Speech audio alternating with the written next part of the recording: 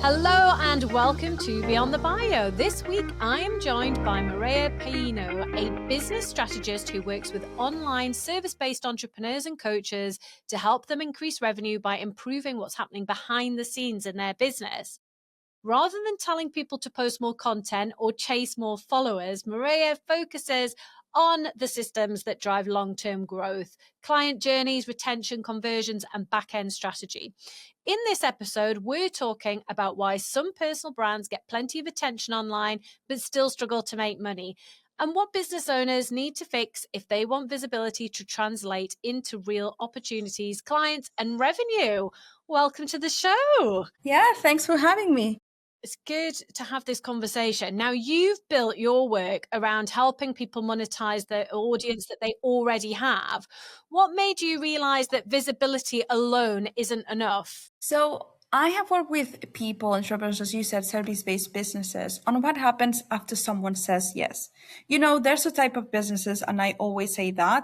Well, two types of account we could say on Instagram is the accounts that provide great value and then they have followers, and the accounts that create money, create conversions. And that's because there's a customer journey. So what I teach all my clients is that there's no point in creating great content if there's no a path for them, if there's no next step for them. There's no point.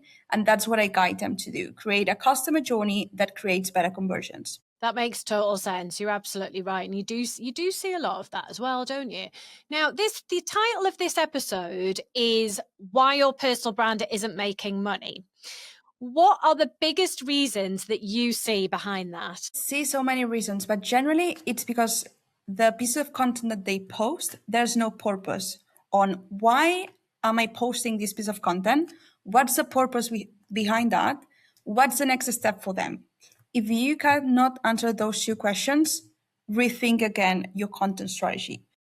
I see a lot of coaches, especially coaches on the mindset industry, sharing a lot of vulnerability, like vulnerable moments. And they ask me, okay, why this content is not converting? I'm sharing about something that I struggle with and creating a connection with them. And that's amazing, but there's no clear step for them after they see the piece of content. So there's no point on posting that. Yeah, that makes sense. Do you think that a lot of people are focusing on the wrong metrics when it comes to personal branding? I would say yes. So at the end, we are all businesses. So I think the best metric is seeing, okay, how many clients have I gotten from social media? That's the best metric. Not followers, not likes, is what is driving actual growth in my business. And you will see that there's certain types of pieces of content that will drive this growth. And maybe those type of pieces of content, for example, let's say face, talking to the camera directly, maybe you don't see like they are not viral, they do not receive like a lot of likes, but this type of piece of content, let's say talking to the camera, provides the best results for the business. So I would say what creates what creates more money in my business, and then retention. I think I talk a lot on that with my clients, is that how can I create a piece of content that people stick till the end? If you manage that, you will receive more likes, more followers, because the algorithms will push that type of content. You were saying before about, vulnerable type posts, personal posts, and obviously those without the strategy often doesn't lead to clients or revenue. What should people be thinking about before they share personal content? What's the purpose of sharing that? It's because do I want them to connect with me? It's because I want to build a deeper relationship with them. What's the purpose of sharing something that's really vulnerable? Because sometimes there's no purpose behind that. And we're businesses. There needs to be a purpose behind that, right? And after you share that, what's the next step for them? We need to think that when we create content, it's a first step, right? They see the piece of content, they see the reel, they see the carousel. Okay, what's the next step for them? Do I want them to go to a free masterclass? Do I want them to go to my email list? Do I want them to go to my DMs? We need to always guide them on what's the next step. Why do you think that some people with smaller audiences make far more money than people with huge followings? I think there's a variety of reasons. First of all, it's because they are clearly talking to one person, and then people resonate with that. So if you, let's say, you're a weight loss coach, let's say, and you only target people on the suburbs who have two little kids and they are 35, that's so specific that people who match this criteria will follow you immediately. It's because they are quite niche. They talk, I would say there's an aspect of sharing things about them so you can connect with them.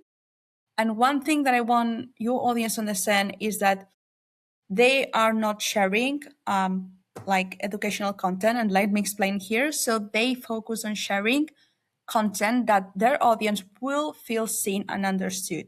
There's so many people that shares content like 3 tips to do X, Y, and Z or learn X, Y, and Z. What your audience wants is to feel seen and understood. Once you achieve that, then you can teach them what to solve. But first, they need to see, okay, this person gets me. I feel exactly like that. When I have a look at small accounts, generally, they are really open with their community. They are really niche. They are talking about, specific situation, about someone quite specific, and then they feel so their audience feels seen and understood by them. Those are the 3 keys. You work a lot on client journeys and back-end systems. Why do those areas matter so much to support someone's personal brand? So the customer journey is key because generally we are leaving money on the table. So every coach, every entrepreneur that I talk with, they are really focused on having more clients, more clients, more clients. There's no point of having more clients if there's no system to retain them.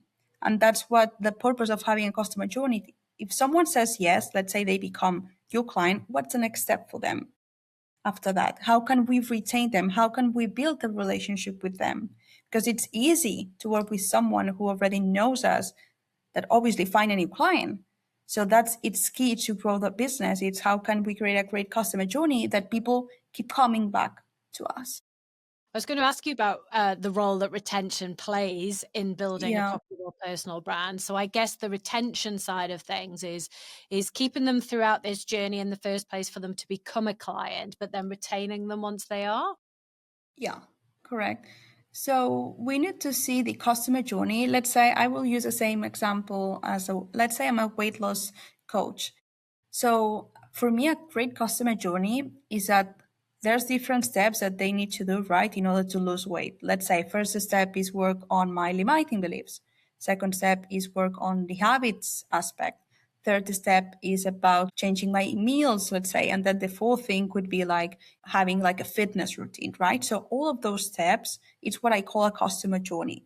So if we can create offers or services that provide this result, and it could be the first thing that I said, like the working on your limiting beliefs, that could be the freebie thing. But then the second step that I said, I think it was working on your habits, maybe that's a small offer. And then the working on, on creating like healthy meals could be another offer. So that's what I mean with building a customer journey. There's always a next step for them to work with you. If somebody watching or listening has an engaged audience, but they're getting very few inquiries or sales, where do you think they should stop? If you have a really engaged audience and they are not converting, generally 2 things. Or you are not talking enough about your offers, so they do not know about them, or the audience loves you, but this audience is not your ideal client. So we have people there that loves me, loves my journey, etc. But those are not my ideal client. Those are not looking to, let's say, lose weight, following that example. So I would say one of those 2. But generally, it's the first thing. How many, us as women, we are so afraid to sell. We don't talk enough about our products or services. And that's why you're not making enough money. You need to talk more about what you do, the transformations, the offers, the services. And then people, I promise you, will join you. It's so funny because I feel like I'm really guilty of that myself. So I think that some of my audience don't even realize what I'm selling a lot of the time. And every time I do a sales post, I'm like, oh, is this too much? Is it too cringe or icky or too in your face? But the reality is we've got to be doing some sales content at some point. Otherwise, what's the point? It goes back to what you were saying before. Exactly. Do you think that some people use content creation as a substitute for fixing deeper issues in their business? Obviously, yes. The quick answer is yes. I have seen obviously mixed things here. I think content creation is a part of your business, and we do not need to forget that. It's a part of your business. It's an amazing tool, but it's a part of your business. Okay, so your main focus is how can I drive more growth to my business, and content creation is one of them. For some people, it's going to online summits. For some people, it's going to networking events. So it's a part of your business, a big part of it that you need to obviously learn and be good at, obviously. But it's only, I would say, it's only a part of the business. The key is driving growth. So having clients coming in. What would you advise could be some quick changes that people can make that often have a big impact on their conversions? Yeah, I would say conversion. So there's a type of content. First of all, let's start with that. Every piece of content, as I said, needs to serve a purpose. And every piece of content needs to be a next step. Okay. If you have that, perfect. That's second thing that you need to have a look at. There's two type of contents. The content that I say it converts, and the content that the main goal is to create exposure. For example, the type of content that we all have seen, the B-roll, right? Someone doing something or typing their computer, and then there's text. That's what we call a growth type of content, because the goal for this type of content is exposure, to get as many people as we can into our world. But this content won't drive sales. So it's really important to not try to do both. Okay, for example, the looking at the camera, FaceTiming type of content. This type of content will provide sales because people can connect with you. Obviously, if they feel seen and understood by you, and obviously, if there's a next step. So I would say every piece of content serves a purpose. You need to know that. Create a path for them to follow. And then third, we have two types of piece of content, as I mentioned here really quick. The one that creates exposure and the one that drives results. Okay, so it's really important to not do a mix of everything. Okay, separate that. What kinds of activities are you doing to raise your own personal brand? Because we've talked about content, but personal brand is so much wider than that. So when I talk to clients about personal branding, I'm focusing on things like podcasting, like we're doing now, podcasting, awards, speaking, networking, writing longer thought leadership type pieces, so maybe articles for LinkedIn, for example. Tell us about what you're doing and where you've seen some impact. Yeah, so for example, in my case, I'm doing retreats, like masterclass on retreats. I have an online summit next month. I have two more podcasts this week. I'm also doing like speaking events for small intimate groups. I think those are really great to create conversions, like 10, 15 people who want to learn more about one specific thing, like type of masterclass. And also, for example, yesterday I was talking to a business school about business strategies for service-based businesses. So there's so much that you can do, like talking to your local newspapers, magazines, pitching yourself, and as always, start having conversations with people. Like, about what you do, what you sell. Just start conversations, and you will start to see, some growth happening, as I always say. Do you have your own visibility strategy where these things slot in, or you do? Yeah. Tell us about how you plan that out. Do you do something at the start of the year, or how do you plan for it? We do a multi-layer strategy. So that means for the next 3 months, we focus on three things. So social media, it's one, and then we need to pick two more. In my case, I picked online summits and podcasts. And that's what I'm going to do for the next 3 months. So Jenny, for example, I try to pitch for online summits Tuesdays between 1 hour and a half. And then Thursdays, I try to find one podcast that I like or that I even listen to. And then I pitch myself again during 1.5, 2 hours max.